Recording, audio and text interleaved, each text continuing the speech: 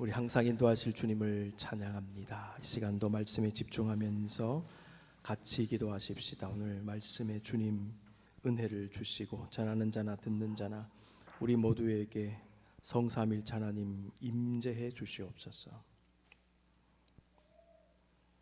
고요히 마음을 낮춥니다. 몸을 낮춥니다.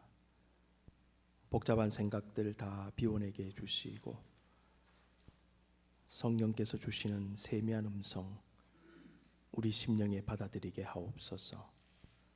성령님 감화 감동하시고 조명하시기 원합니다. 너무나 부족하고 인악한 종의 입술을 하나님이 친히 다스려 주시옵소서. 맡겨드리며 감사하고 예수님의 이름으로 기도하옵나이다. 아멘. 지난 시간 우리는 바울이 경험했던 그리스도 안에서의 자기 발견에 대해서 나누었습니다. 우리는 회심 후에 바울의 그 자기 이해를 생각하면서 첫째로 회심과 자기 발견과 자기 부인에 관해서 나누었죠. 오늘 두 번째 보십시오. 자기 발견이 일어난 바울이 이렇게 고백합니다. 그리스도를 알고 그리스도의 부활의 능력을 깨닫고 그리스도의 고난에 동참하기를 원한다.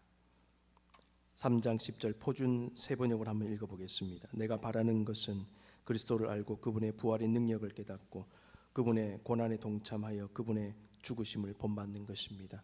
바울의 세 가지 소망이 나와 있습니다. 그리스도를 안다는 것이 무엇입니까? 단순히 머리로 아는 것이 아닙니다. 온 몸으로 전인적으로 아는 것입니다. 그것이 진짜 아는 것입니다. 주님과의 영적인 긴밀한 교제와 연합 자체를 의미하는 것입니다.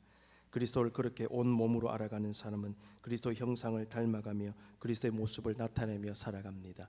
우리가 어떤 사람과 같이 동고동락하면서 같이 살아갈 때에 나도 알지 못하는 사이에 그 사람의 모습도 본받게 되고 말투도 본받게 되고 행동을 자연스럽게 본받게 되고 어느 순간 그 사람의 모습이 나오기도 하는 것이죠. 우리가 예수님을 안다는 것, 예수님과 교제한다는 것, 예수님을 닮아간다는 것은요, 어느 순간에 내 안에서 그리스도의 덕성이 나온다는 것, 그리스도의 형상이 나온다는 것입니다. 여러분, 우리의 영적 성장을 가늠해 보는 여러 가지 잣대 중에 하나가 무엇인가? 나에게서 그리스도의 형상과 덕성이 나오느냐, 그렇지 않느냐 보시면 돼요. 바울은 예수님의 부활의 능력을 깨달을 뿐만 아니라 주님의 고난에 동참하기를 원한다는 말도 했습니다. 이 부분을 통해서 우리는 바울 역시 제자들과 동일한 것을 경험했구나 깨달을 수가 있습니다. 예수님은 고난의 증거를 보여주시고 부활의 증거를 보여주셨죠. 예수님의 이중적 정체성입니다. 제자들은 그것을 깨달았습니다. 그래서 자기들도 부활의 능력에 동참하지만 자기들도 고난에 동참하기를 원했습니다. 그래서 목숨을 바친 것입니다. 오늘 본문 보니까 바울이 제자들이 경험했던 똑같은 것을 경험했다는 것을 알 수 있어요. 자기도 그리스도의 부활에 동참하기를 원하고 그리스도의 고난에 동참하기를 원한다라는 것입니다. 여러분, 고난과 부활은요, 그리스도의 그리스도됨을 말할 뿐만 아니라 그리스도의 제자의 제자됨을 드러내는 것입니다. 고난, 부활 굉장히 중요합니다. 더 나아가서 우리는 그리스도와의 새로운 관계의 정립에 대해서도 한번 생각해 볼 필요가 있겠습니다. 우리는 지난 설교에서 자기 발견은 윤리적 책임으로 이어진다라고 말했죠. 그래서 자기를 새롭게 발견한 사람은 어떤 형태로든 행동이 도출되어진다. 그런데 오늘 본문은 자기 발견의 또 하나의 결과를 보여줍니다.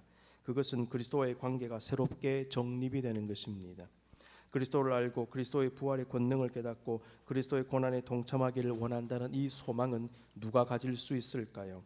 주님과의 관계를 새롭게 정립한 사람들이 가지는 세 가지 소망으로 볼 수 있겠습니다. 오늘 본문 빌립보서 3장 8절 9절에는 이러한 깨달음을 얻게 하는 단서가 들어 있습니다. 공동 번역 개정판으로 읽어봅니다. 그뿐만 아니라 나에게는 모든 것이 다 장애물로 생각이 됩니다.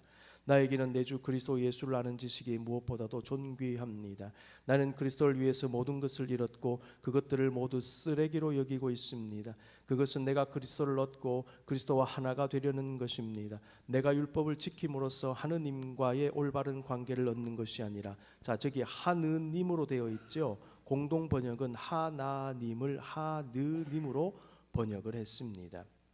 내가 그리스도를 믿을 때 내 믿음을 보시고 하느님께서 나를 당신과의 올바른 관계에 놓아주시는 것입니다. 제가 이 공동번역 개정판을 소개해 드린 이유가 뭐냐면 저기에 관계라는 말로 번역을 했기 때문입니다.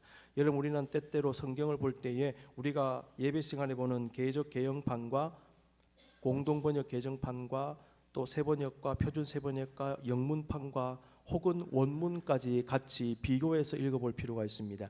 가장 중요한 것은 원문인데 원문은 보기가 어렵기 때문에 적어도 영문판 혹은 다양한 번역본을 비교해서 읽어봤을 때 특정 번역본에서 클리어하게 오지 않는 개념을 번역본을 비교를 통해서 명백하게 빼낼 수가 있다는 것입니다.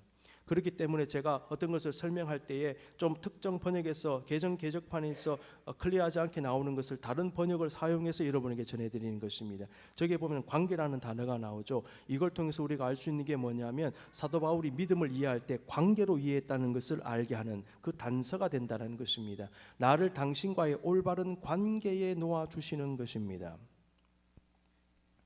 바울은 그리스도를 믿는 것을 하나님과의 관계 형성으로 이해했습니다. 자, 이런 의미에서 어떤 개념이 도출되냐면 예수 그리스도 안에서 자기를 발견된 자가 그리스도와의 새로운 관계를 정립하는구나라고 하는 이해를 얻게 된 것입니다. 믿음과 구원의 문제는 하나님과의 관계 문제입니다. 여러분, 우리가 예배를 드리십니까? 우리는 하나님의 백성이요 하나님의 자녀가 되기 때문에 예배를 드리는 것입니다. 여러분, 왜 여기 앉아 계십니까? 무엇 때문에 앉아 계십니까? 하나님과의 관계 때문에 앉아 계시잖아요. 죄로 인해 하나님과의 관계가 단절된 우리는 예수 그리스도의 십자가의 고난과 죽음을 통하여 하나님과의 관계가 회복된 사람들입니다. 그 관계 속에서 하나님을 예배하며 살아갑니다. 자식이 부모를 찾는 것은 본능적인 것입니다. 주님 믿고 성령을 받는 우리가 본능적으로 예배하고 주님을 섬기는 것입니다. 그렇게 될 수밖에 없습니다. 주의 몸된 교회를 어떤 형태로든 섬기고 봉사하는 것도 마찬가지입니다. 믿음의 사람, 성령의 사람은 누가 하라고 해서 섬기는 게 아니에요. 주님을 온전히 믿고 내 안에 모신 사람은 주님을 사랑하는 마음으로 주를 위해 무엇인가를 하고 싶어하는 것입니다. 무엇인가를 드리고 싶어하는 것입니다. 나를 헌신하고 싶어하는 것입니다. 왜? 내가 주님을 사랑하기 때문에, 내가 주의 몸된 교회를 사랑하기 때문에. 이것은요 굉장히 본능적인 것입니다. 하지 말라고 해도 합니다. 바울은 그러한 마음으로 그리스도를 더 알기를 원했던 것입니다. 그리스도의 부활의 권능을 깨닫고 심지어 그리스도의 고난에까지 동참하기를 원했던 것입니다. 바울은 진정으로 그리스도를 믿는 사람, 그리스도의 참된 제자가 되기를 원했을 뿐만 아니라 자신의 삶의 모든 영역에서 자신의 전인을 통하여 그리스도를 나타내기를 원했습니다. 바울은 칼빈이 말한 대로 그리스도와의 진정한 연합을 이루고 그 연합 속에서 살기를 원했습니다. 결국 자기 발견은 주님과 연합으로 이어지고 주님과 친밀한 동행으로 이어지는 것입니다. 세 번째 보시면 열심의 목적과 방향이 바뀌어 버렸습니다. 회심하기 전 유대주의와 율법주의에 심취해 있던 바울의 열심은 교회를 박해하는 것으로 나타났지요. 바울은 교회를 받는 것이 하나님의 뜻을 이루고 주님의 영광을 드러내는 것이라고 생각했을 것입니다. 바울은 그러한 생각이 얼마나 잘못된 것이었는지를 회심 이후에야 비로소 깨닫게 되었습니다. 예수님은 바울이 다메섹으로 가는 길에서 그를 굴복시키시면서 사울아 사울아 네가 어찌하여 나를 박해하느냐라고 말씀하셨어요. 회심 전에 바울은 하나님을 위한 자가 아니라 하나님을 대적하는 자였던 것입니다.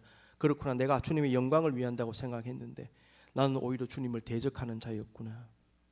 이 열심의 방향이요 이상한 데로 흘러갔던 것이죠. 회심을 통하여 그리스도 안에서 발견된 바울에게 있어서 가장 크게 달라진 것 중에 하나가 뭐냐면 이 열심의 방향이 가야 될 방향으로 자리를 잡았다는 것입니다. 전에는 교회를 박해하고 복음을 말살시키는 데 열심을 썼는데 이제는 반대로 열심을 쓰기 시작합니다. 교회를 세우고 복음을 전하는 데 그 열심을 쓰고 있습니다. 사도행전 20장 24절 내가 달려갈 길과 주 예수께 받은 사명 곧 하나님의 은혜의 복음을 증언하는 일을 마치려 하면은 나의 생명조차 조금도 귀한 것으로 여기지 아니하노라. 전에는 목숨 걸고 교회를 박해했는데 이제는 목숨 걸고 교회를 지키는 사람이 되었습니다. 여러분, 신앙생활 하지 않던 분들요, 다른 종교에 계신 분들 예수 믿을 때 얼마나 잘 믿으신 분들이 많은지 몰라요. 불교를 믿는데 얼마나 불심이 강하신 분들. 근데 그분들이 예수를 믿으니까 그 불심이 하나님을 그대로 향하는 것입니다. 그러니까 동일한 열심이 있는데 엉뚱한 것을 향했어요. 근데 방향을 딱 잡으니까 하나님께로 향하는 것입니다. 그러니까 바울도 마찬가지. 엉뚱한 것을 향했던 자기의 열심이 하나님께로 향한다.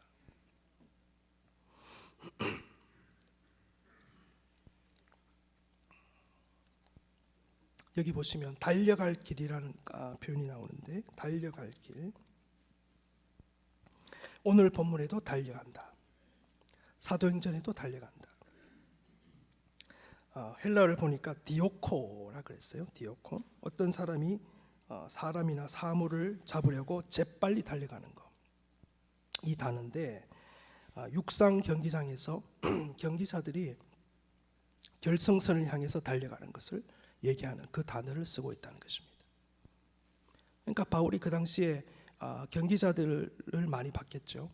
그 경기자들이 꼬린 지점을 향해서 달려가는 모습을 보고 그들이 달려가는 것처럼 나도 달려간다.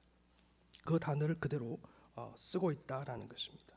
자, 근데 여러분 무엇을 향해 달려갈까요?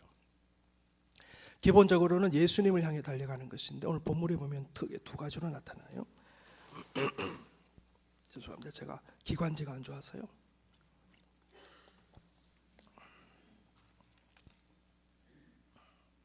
그 두 가지를 보겠습니다. 첫 번째, 그리스도 예수께 잡힌 바 된 것을 잡으러 간다. 다 같이 한번 읽어봅니다. 시작.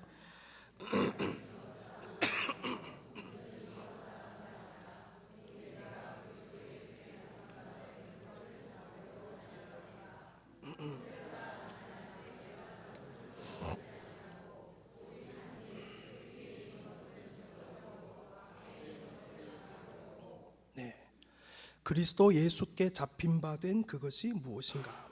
내가 예수님 믿고 구원받고 의롭다함을 입은 것, 그 다음에 구원을 받은 것을 얘기하는 것입니다. 내가 그것을 잡으려고 간다. 자, 그런데 질문이 나오죠. 이미 바울은 믿고 구원받았잖아요. 그런데 왜 내가 이미 얻었다함도 아니요 온전히 이루었다함도 아니라고 말했을까? 그 이유가 무엇입니까? 나는 이미 구원을 받았는데 왜 이루었다함이 아니다 그렇게 말했느냐라는 것이죠. 바울은 그리스도를 믿고 구원의 확신을 가지고 있었지만은 종말에 그리스도께서 이 땅에 오셔서 모든 역사를 종결하시고 완전한 하나님의 나라가 이루어질 것인데 아직은 이루어지지 않았다. 그렇기 때문에 그때까지 믿음을 지키고 선한 싸움을 감당하며 매일같이 그리스도의 모습을 본받고 성숙되기 위한 영적인 투쟁을 감당하겠다는 의지를 담은 것입니다. 나는 이미 구원의 확신이 있지만은 그때가 이루어질 때까지, 주님 오실 그때까지 나는 조금도 흐트러지지 않고 이탈하지 아니하고 끝까지 예수님을 다 닮기 위하여 나는 달려가겠다. 이미 얻었다 내가 생각하지 않고 이루었다 생각하지 않고 나는 달려가겠습니다.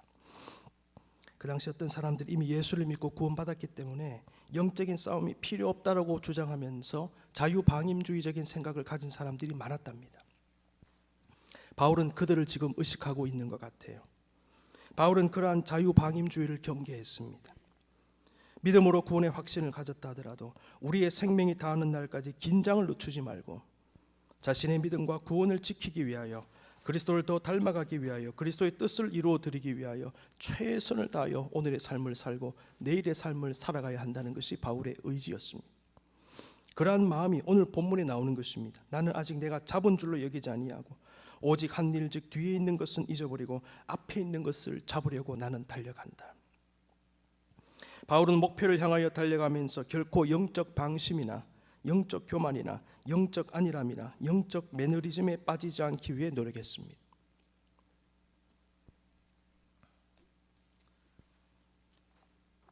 여러분, 우리 역시 신앙의 연수를 떠나서요 영적으로 방심하면 안 됩니다.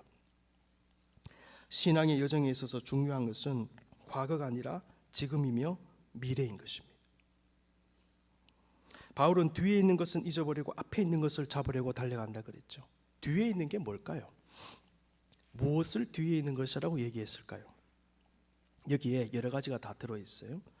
바리새인으로서 율법주의에 빠져서 교회를 박해했던 지난날 과거, 그리고 기본적으로 죄인된 삶, 그 다음에 또 한 가지가 사도가 된 이후에 사명을 감당했던 지난날까지 다 포함한답니다. 바울은 죄악도 청산하기를 원했습니다. 주님을 위한 사역과 헌신을 생각하면서 교만해짐이 아니란 마음을 가지는 것도 원하지 않았어요. 바울은 언제나 앞을 바라보며 전심전력으로 달려갔던 것입니다. 육상 선수가 앞을 향해 달릴 때 뒤를 돌아보지 않습니다. 여러분, 100m 달리기 선수가 앞을 향해서 전력 질주하는데 뒤에 한번 돌아보십시오. 어떻게 되는지. 스텝이 꼬여서 자빠져 버리는 것이죠. 앞을 향해 달려가는 선수는요, 뒤를 돌아보지 않아요. 철저한 자기 반성은 필요하지만은 자꾸만 뒤를 돌아보고 과거에 매이면 안 된다라는 것입니다. 성도는 잘못을 반복을 하면 안 됩니다. 아울러 지금까지 나의 신앙생활, 나의 잘한 일, 성취, 섬김, 봉사가 있겠지만은 자꾸만 그것 생각하고 그것으로 만족해서도 안 됩니다. 자칫하면 자신의 과거의 좋은 모습으로 인해서 교만에 빠질 수 있습니다. 제가 2004년에서 6년, 여러분 아시는 대로 그때 학생 시절에 우리 교회에 와서 교육자로 공부하면서 섬기고 2년 섬기다가 제가 갔다가 2013년에 다시 돌아왔지 않습니까? 풀타임으로. 저는 우리 교회에서 그때 학생 시절에 있을 때 너무 좋은 경험이 있었고 좋은 추억들이 많았습니다. 제가 부족한데 사랑도 많이 받았고 은혜도 많이 받았고, 또 제가 그때 성인 목회를, 파트지만은 성인 목회를 감당하고 성경 공부도 많이 하고 해서 성도들과의 또 좋은 친분도 있었고, 그 제가 돌아왔을 때는 그때 좋은 기억이 있었기 때문에 좋은 마음을 가지고 기대감을 가지고 왔어요. 그리고 아는 분들이 많고, 새로 교육자가 부임을 하면은 대부분 모르잖아요. 근데 저는 아는 분들이 많은 교회에 왔기 때문에 마음이 편안했습니다. 근데 어느 순간 제 마음에 그것을 어느 정도 의지하는 마음이 있었던 것 같아요. 내가 이미 얻은 어떤 신뢰라든지 어떤 친분 관계라든지 이런 것들이 있으니까 그게 나도 모르는 사이에 좀 의지하는 게 있었던 것 같아요. 근데 어느 순간 오자마자 얼마 안 돼서 제가 마음에 일종의 각성이 탁 일어났는데, 내가 다시 시작해야 된다 이런 마음이 들었어요. 내가 거기에 의존해가지고 안일함에 빠지면 안 되겠다. 과거는 과거고 내가 목회자로 새로 왔기 때문에 여기서부터 다시 시작이다. 그분들은 나를 알지만은 7년의 세월이 있었기 때문에 저와의 목회적 관계에 있어서는 감각이 무뎌져 있다. 예. 그리고 목회자로서 나에 대해서 좀 기억이 희미할 수도 있다. 나를 알지만. 그러면서 나는 신뢰를 다시 쌓아야 되고 다시 시작해야 된다. 과거 집착하지 말고 과거 생각하지 말고 새롭게 시작해야 된다 라는 그런 생각을 가지게 된 것입니다. 그래서 더 마음을 다잡고 긴장했어요. 그러면서 벌써 12년이 지났습니다. 사도 바울의 마음이 이해가 돼요. 자기의 죄도 청산하고 율법주의에 빠졌던 삶도 청산하고 자기가 사도로 살았던 삶도 나는 돌아보지 않겠다. 그거 자꾸 매달리면 내가 교만해지고 안일해진다는 거예요. 나는 앞에 있는 것만 바라보겠다. 여러분, 지금 내가 잘 달리고 앞으로 잘 달리는 게 중요합니다. 우리도 뒤에 있는 것은 잊어버리고 앞에 있는 것을 잡기 위해 달려가십시다. 과거에 여러분들이 교회에서 어떤 일을 했든지, 잘했으면 잘한 대로, 부족했으면 부족한 대로 여러분 뒤돌아보지 마십시오. 매이지 마시기 바랍니다. 지금이 중요합니다. 앞으로가 더 중요합니다. 앞으로 여러분이 교회를 어떻게 잘 섬기고요, 앞으로 예수님 어떻게 믿는가, 이게 더 중요한 것입니다. 우리는 앞에 것을 쫓아가야 될 줄로 믿습니다. 두 번째 보시면 바울은 복음 전파의 사명과 하나님이 주시는 상을 위해 달려갔습니다. 그리스도 예수께 붙잡힌 바 된 그것을 잡으려고 쫓아갔다. 두 번째, 복음 전파의 사명과 하나님의 상을 위하여 달려갔다. 표대를 향하여 그리스도 예수 안에서 하나님이 부르신 부름의 상을 위하여 달려가노라. 표대 첫 번째는 복음 전파, 두 번째는 상입니다.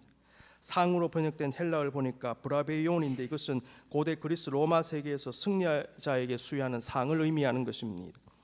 바울은 이 단어를 가지고 하나님께서 주시는 상을 표현하고 있습니다.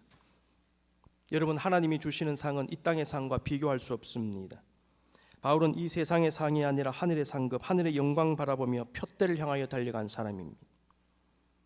여러분, 신앙생활할 때, 섬기고 봉사할 때 하나님 바라보실 수 있기를 바랍니다. 사람 바라보면 시험 들어요. 사람은 칭찬했다가도 비난하는 게 사람이고, 비난했다가도 칭찬하는 게 사람입니다. 사람 눈이나 사람 말이나 이런 것에 너무 신경 쓰지 마십시오. 사람을 무시하면 안 되죠. 그러나 거기에 치중해서 우리가 신앙생활하고 교회 봉사하는 것 아닙니다.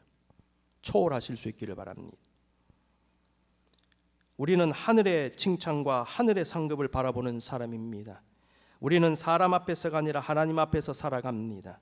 하나님 앞에서 예배합니다. 하나님 앞에서 섬기는 사람들입니다. 아무도 보는 사람이 없어도 하나님의 눈을 의식하고 나의 삶의 현장에서 주님을 섬겨야 하는 것입니다. 우리는요, 주님과 같이 일하는 사람들입니다. 하나님은 은밀한 중에 보십니다. 하나님은 우리의 중심을 보십니다. 하나님은 주를 위해 자신을 드린 자들 반드시 기억하시고 부름의 상을 주시는 것입니다. 하나님께 섬기고 봉사하는 거 아깝게 생각하지 마십시오. 주님은 반드시 기억하고 계세요. 바울이 얘기했습니다. 부름의 상을 위하여 달려가노라. 바울은 그 부름의 상을 의식하고 있었어요. 오늘 본문에 나타난 바울의 모습은 주님과 동행하면서 주님의 길을 걷는 사람의 모습이라고 저는 생각해 보았습니다. 우리는 사랑하는 가족과 친구들과 동역자들과의 동행의 삶을 나누지요. 바울의 삶을 가만히 보니까 오늘 본문 중심으로 해서 주님과 정말 동행하는 삶을 살기를 원했구나. 주님과 동고동락하기를 원했구나. 근데 우리도 실제로 사람들과 우리의 동반자들과 동고동락하지 않습니까? 우리는 사랑하는 사람을 더 알기를 원하지 않습니까? 그렇죠. 바울이 예수님 내가 더 알기를 원한다 그랬죠. 우리는 사랑하는 사람과 기쁜 일도 함께 나누죠. 바울이 그리스도의 부활의 권능을 깨닫기를 원한다 그랬죠. 바울은 그리스도의 고난에도 참여하고 싶다라고 얘기했죠. 우리는 사랑하는 사람의 슬픔에도 참여하기를 원하지 않습니까? 함께 울고 함께 아파합니다. 이러한 모습이 우리와 주님과의 관계에서 그대로 나타납니다. 인간관계에서 형성되는 모든 관계적 모습이 하나님과의 관계에서 그대로 나타나더라는 것입니다. 예수님께서 우리의 죄를 위해 모든 고난의 십자가를 다 지시고 죽기까지 사랑하신 것처럼 우리도 그리스도를 위하여 그리스도의 고난에 동참하는 것이 맞습니다. 우리가 주를 위해 섬기고 봉사하고 심지어 어떤 분들은 죽음을 두려워하지 않고 자신을 던지는데 그 유일한 이유 중에 하나는 예수 그리스도입니다. 그리스도 안에서 자신을 발견한 바울이 바로 그러한 모습을 가졌던 것입니다. 예수 그리스도 이상의 이유가 있겠는가? 그리스도 안에서 자기를 발견한 사람은 주님과 동행하는데 기억할 것은 우리가 주님과 동행하는 개념이 아니라 주님이 우리와 동행하시는 개념입니다. 내가 주님을 사랑하기 전에 주님이 나를 먼저 사랑하셨습니다. 우리가 주님의 손을 잡는 것 같지요. 근데 여러분, 사실은 주님이 이미 우리의 손을 잡고 계시는 거예요. 내가 주를 위해 무엇을 하는 것 같지요? 아닙니다. 사실은 주님이 우리로 하여금 그 일을 하게 하시는 것입니다. 내가 주님께 기도하는 것 같습니까? 아닙니다. 주님이 우리로 하여금 기도를 시키시는 것입니다. 하나님은 지금도 우리와 동행하시며 우리를 이끌어가고 계십니다. 우리와 보이지 않게 동행하시는 주님은 우리에게 보이는 동행자들도 허락해 주셨습니다. 주님께서 우리에게 허락하신 가장 중요한 동반자들 가운데 부모님이 계십니다. 부모님은 우리가 태어나고 자라고 자립할 때까지 그리고 그 이후에도 다양한 모습으로 우리의 진정한 동반자가 되어 주십니다. 우리가 장성하여 독립하면 많은 경우에 어쩔 수 없이 부모님들과 물리적으로 떨어질 수밖에 없습니다. 같이 살다가 따로 살게 됩니다. 뵙는 횟수도 빈도도 어쩔 수 없이 줄어들게 됩니다. 심지어 1년에 한 번 혹은 몇 년에 한 번씩 만나게 될 수도 있습니다. 특별히 고국을 떠나 타국에서 생활하는 우리는 어쩔 수 없이 부모님을 자주 뵙지 못합니다. 보고 싶어도 보지 못합니다. 장성하여 나의 일과 삶에 많은 에너지를 쏟아야 하고 또 가정을 이루고 자녀를 키우면서 그들에게 많은 신경을 써야 되는 상황에서 부모님을 향해 드려야 되는 많은 것들이 양분되어지기 시작합니다. 줄어드는 현실을 느끼게 됩니다. 그때 드는 마음이 불효의 마음입니다. 그런데 놀라운 것은 우리를 향한 부모님의 사랑과 관심은 결코 줄어들지 않더라는 것입니다. 우리가 살면서 여러 가지 이유로 부모님을 못 뵙고 잘 못 섬겨도 부모님은 이 땅에 살아계시는 한 언제나 동일한 마음으로 그 자리에 서 계시며 변함없는 사랑으로 우리를 후원하시고 응원해 주시는 것입니다. 저와 여러분에게 좋은 일이 있을 때 가장 기뻐하실 분이 누군가요? 부모님이에요. 누가 여러분이 좋은 일을 누가 그렇게 기뻐할 사람이 누가 있어요? 초등학교 때 운동회 다 가보셨잖아요. 달리기 시합하고 어떤 시합 하는데 누가 제일 기뻐합니까? 부모님이 단상에서 얼마나 박수를 치고. 군대 갔는데 논산훈련소 군대 제가 30년대 출신인데 연병장에 모여가지고 컨절하고 그 다음에 숙소로 들어가는데 스탠드에 부모님들이 쫙 서 계시는데 마지막 인사하는, 희한한 게 뭔지 아세요? 그 수천 명이 연병장에 서 있는데 부모님들 자기 자식 정확하게 찾아요. 지나가는데요, 누구야? 그거 어떻게 찾는지 모르겠어요.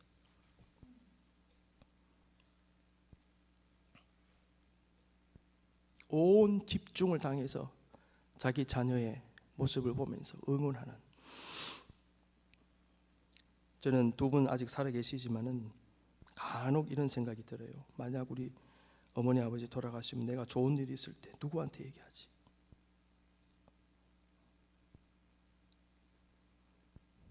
누구한테 이 기쁨을 얘기하지?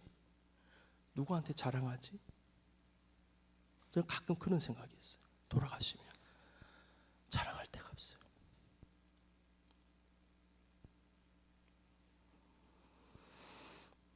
우리의 부모님이 살아계신다면 그분들께 어떻게 해야 될지 한번 생각해 보십시다. 혹시나 부모님을 여의셨다면 우리 가까이에 계신 어르신들을 어떻게 공경하고 섬길 것인지 한번 생각해 보십시다. 우리는 부모님을 비롯해서 하나님께서 우리에게 붙여주신 인생의 동반자들을 사랑하고 섬기며 살아가야 합니다. 그리고 가장 중요하게는 우리의 진정한 영적 동반자가 되시는 주님과 함께 우리의 믿음의 여정을 승리함으로 걸어가야 합니다. 자기를 발견한 사람은 주님과의 관계가 새롭게 정립이 되어지고 주님을 참된 동행자요 동반자로 인식하며 오늘을 살아가는 겁니다. 그리고 바울과 같이 주님과 동행하면서 주님을 더 알기를 원하고 부활의 권능뿐만 아니라 고난에도 동참하기 위해 애쓰면서 어떻게든 주님을 섬기고 위하며 오늘을 살아갑니다. 오늘 본문 15, 16절에서 마지막으로 바울은 빌립보 교회 성도들에게 다시 한번 강조했습니다. 그러므로 믿음이 성숙한 사람은 모두 이와 같은 마음가짐으로 살아가야 합니다. 만일 여러분이 어떤 문제에 관해서 다른 생각을 품었더라도 하느님께서는 그것까지도 분명히 가르쳐 주실 것입니다. 어쨌든 우리가 이미 이룬 것을 바탕으로 해서 다 같이 앞으로 나아가십시다. 표대를 향하여 나아가십시다. 주님과 함께 전진하십시다. 그것이 믿음이 성숙한 사람들의 모습입니다. 이렇게 권고한 것입니다. 20년 가까이 수치심이나 취약성이나 완벽주의나 두려움이나 불안 등등 현대인이 겪는 감정의 근원과 또 이를 다룰 방법을 연구해온 심리학자 또 상담학자인 브레네 브라운이라는 교수가 계시는데요. 이분이 자존감이 높은 사람들이 자존감이 낮은 사람들과 구별되는 특징을 연구했다고 합니다. 가장 두드러진 특징이 무엇인가? 용기였답니다. 용기. 자존감이 높은 사람들은 자신의 불완전하고 취약한 모습에 주눅들지 않는 용기를 가지고 있었다고 합니다. 이들은 자신의 사랑이 보답을 받을지 걱정하기보다는 먼저 사랑을 주었대요. 자존감이 낮은 사람들은 내가 사랑하면 보답을 해줄까, 어떤 반응이 나올까, 이거 염려하고 있는 거예요. 근데 자존감이 높은 사람들은 그거 염려하지 않고 그냥 사랑을 준답니다. 정말 원하지만 얻을 가능성이 거의 없는 일자리에 지원서를 들이미는 것을 포기하기보다는 일단 뛰어든답니다. 이게 자존감이 높은 사람입니다. 이들은 자신의 연약한 모습을 있는 그대로 받아들이고 그것을 공유할 줄 안답니다. 자기의 약함을 오픈하는 거예요. 그리고 나누고 도와달라 그러고, 이게 자존감이 높은 사람들. 이들은 자신의 연약함에도 불구하고 당당하게 자신이 원하는 일에 도전하고 가야 하는 길 위에서 자신의 목표를 향하여 달려가는 모습을 가지고 있답니다. 자존감이 높은 사람은 자신의 연약함에 스스로 발목이 잡히지 않고 오히려 연약함을 극복하면서 표대를 향해 전진하며 자신의 목표를 이루어 갑니다. 그리스도 안에서 자신을 발견한 바울은 자신의 연약함을 보게 되었을 것입니다. 바울은 얼마나 교만했던 사람 아닙니까? 어디 하나 내놔봐도 부족함이 없는 사람이었습니다. 자긍심이 대단했던 것입니다. 그런데 예수 만나고 생각이 바뀌는 거예요. 여러분, 사람이 예수님 만나면요, 정말 만나면 사람이 겸손해집니다. 바울이 이렇게 고백했습니다. 나는 맨 나중에 만삭되지 못하여 난 자와 같다. 사도 중에 내가 제일 작은 자다. 나는 죄인 중에 괴수다. 내가 얼마나 약한지 모른다. 실제로 육체도 약했습니다. 아시는 대로 육체의 가시로 말미암아 매일매일을 힘들게 보냈어요. 하나님께서 그를 그렇게 몰아가신 것입니다. 바울은 그러한 연약함에도 불구하고 오직 성령의 능력 가운데 그리스도의 부활의 권능과 고난에 동참하면서 자신의 표대를 향하여 전심전력으로 달려갔던 것입니다. 연약함에도 불구하고. 바울이 연약함에도 달려갈 수 있었던 것은 약할 그때 오히려 강하게 하시는 주님을 믿었기 때문에, 그 주님의 능력에 의지했기 때문에, 주눅들지 않았기 때문입니다. 그리고 그리스도께 작은 무엇이라도 해드리고 싶은 마음이 간절했기 때문입니다. 우리 역시 연약하고 실수가 많은 사람들입니다. 우리의 표대를 향해 나아갈 때 우리는 지치고 쓰러질 때도 있을 것이고 중단하고 싶고 포기하고 싶어질 때도 많을 것입니다. 그러나 그리스도 안에서 발견되어진 우리 역시 우리의 연약함에도 불구하고 나의 약점과 단점에도 불구하고 오직 주의 능력을 의지하고 거룩한 영적 자부심을 가지고 우리의 경주를 경주하며 우리의 표대를 향하여 오늘도 달려가야 합니다. 눈을 감고 잠시 묵상하십시다. 여러분, 우리가 바울처럼 우리의 목표를 향해 달려갈 수 있는 이유는 주님이 우리와 동행하시기 때문입니다. 우리와 함께 하시는 주님의 손이 우리를 잡고 이끌어 가시기 때문입니다. 여러분, 주눅들지 마십시오. 우리는 연약하지만 할 수 있습니다. 우리 역시 주님과의 관계가 새롭게 정립이 되어지고 우리 역시 부활의 권능을 깨닫고 그리스도의 고난에도 동참하며 모든 삶의 영역에서 그리스도의 모습을 드러내는 하나님의 영광을 위하는 주님께서 우리에게 주신 그 목표를 이루는 표대를 향하여 전진하는 믿음의 사람이 될 수 있습니다. 우리가 동행하시는 주님과 함께 나가십시오. 힘들어도 나가십시다. 연약해도 나가십시다. 주님이 우리와 함께 하십니다. 주님이 우리의 손을 잡고 계십니다. 주님, 그렇게 역사해 주십시오. 주님, 나를 붙잡아 주시옵소서. 우리의 표대를 향하여 오늘도 앞을 바라보며 뒤의 것은 잊어버리고 앞을 바라보며 전진하게 해 주시옵소서. 잠시 기도하겠습니다.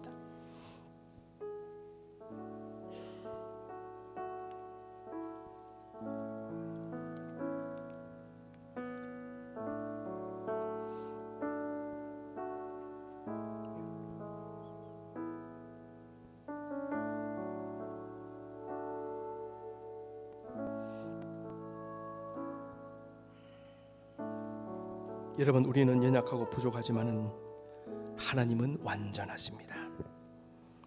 연약한 우리를 이끄셔서 우리의 표대를 향하여 달려가게 하시며 마침내 승리하게 하시고 그날에 우리를 통하여 주의 뜻을 이루실 완전하신 하나님을 이 시간 찬양합니다. 그 찬양의 마음을